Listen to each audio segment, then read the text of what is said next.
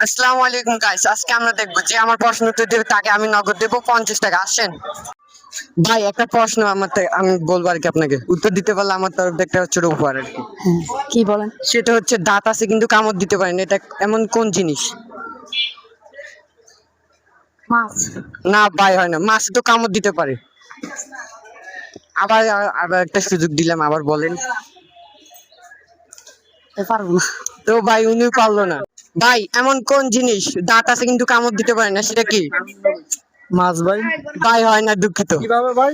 হ্যাঁ মাছ তো ভাই কোনো কিছু খাইতে পারে না। হ্যাঁ, এমন কোন জিনিস দাঁত আছে কিন্তু কামড় দিতে পারে না, আমার প্রশ্নটা এই। আচ্ছা ভাই, পারলাম না ভাই। আচ্ছা ভাই দেন। আজকে আপনার সাথে একটা চ্যালেঞ্জ হবে, হ্যাঁ বলেন। সেটা হচ্ছে দাঁত আছে কিন্তু কামড় দিতে পারে না এমন কোন জিনিস। উত্তর দিতে পারলে আপনার জন্য আছে একটা বড় সারপ্রাইজ। দাঁত আছে কিন্তু কামড় দিতে পারে না, সেটা কি? চিরুনি।